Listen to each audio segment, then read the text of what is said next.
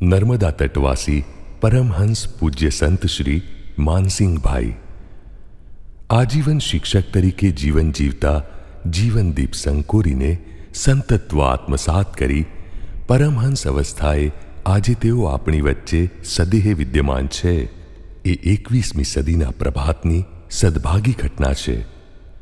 તેમને આજે આપણે સૌ પરમ પૂજ્ય માન સદગુરુથી ઓળખીએ છીએ.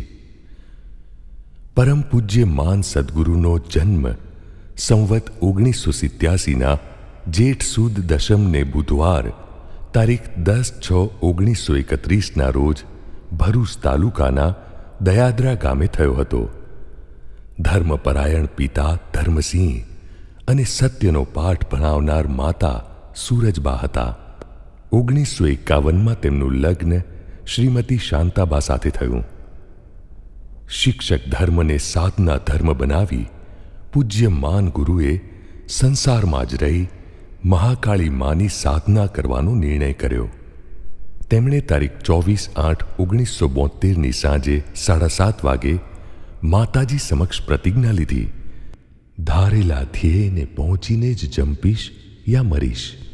અને 4 વર્ષ 1 માસ 9 દિવસની નિરાહાર નિર્જળા આકરી તપશ્ચર્યાને અંતે તારીખ 3/10/1976ના પાવન દિને પૂજ્ય મહાકાળી મા ઓસારા ધામમાં પધાર્યા. અને પૂજ્ય માન સદગુરુએ મહાકાળી માને જે વિશ્વ શાંતિ મહાકાળી મંદિર ઓસારામાં વિદ્યમાન છે એ જ પ્રતિમામાં એમને પ્રાણ પ્રતિષ્ઠિત કરી સ્થિર કર્યા. અને આમ પાવાગઢના એ મહાકાળી માને પૂજ્ય માન સદગુરુ ઓસારા લઈ આવ્યા અને ભક્ત બોડાણાનો એ જ ઇતિહાસ પુનર્જીવિત કરી બતાવ્યો.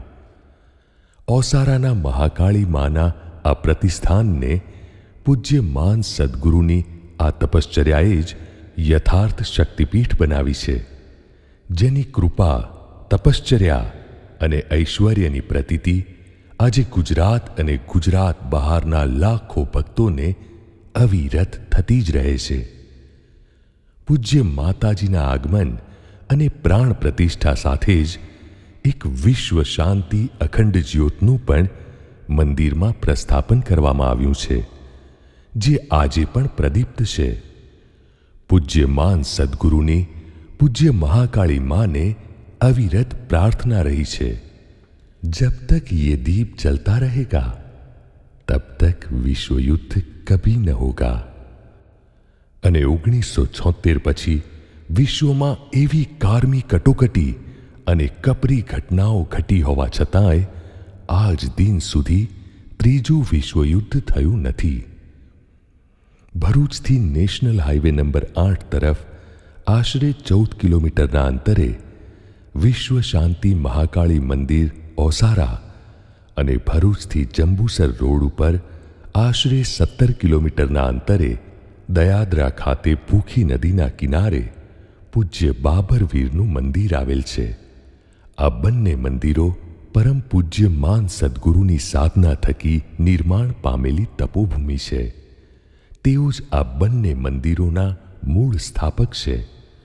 વિશ્વ શાંતિ મહાકાળી મંદિર ઓસારા એ મારી કે મારા વારસદારોની સંપત્તિ ન ગણતા ફક્ત વિશ્વ શાંતિ માનવ કલ્યાણ અર્થે જ સમગ્ર માનવ જાતનું જ રહેશે એવું વિરલ વચન પૂજ્ય મહાકાળી માને આપી આ મંદિરનું સંચાલન એમના નાના પુત્ર શ્રી કૌશિકભાઈને આપી પરમ પૂજ્ય માન સદગુરુ સમગ્ર વિશ્વના કલ્યાણ અને શાંતિ અર્થે વધુ તપ અને સાધના કરવા શાંતિ સમીર શુક્લતીર્થ મુકામે જતા રહ્યા, જ્યાં આજે પણ મૂળભૂત સ્વરૂપે તેઓની સાધના અને તપ થકી જ પૂજ્ય મહાકાળી મા ઓસારામાં સ્વયં બિરાજે છે.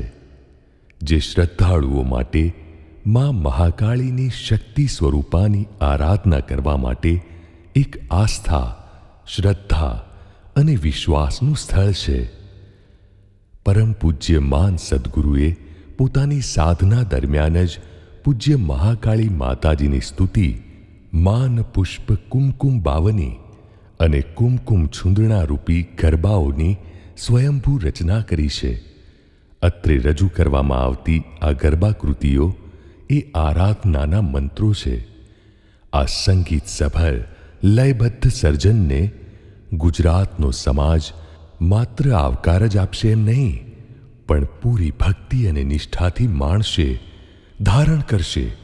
તો જ પરમ પૂજ્ય માન સદ્ગુરુનું આ તપ ગુજરાતના માધ્યમ દ્વારા વિશ્વ માનવજાતના કલ્યાણ, શાંતિ અને આત્મીયતા માટે સાર્થક થયેલું ગણાશે. સત્યમેવ જયતે.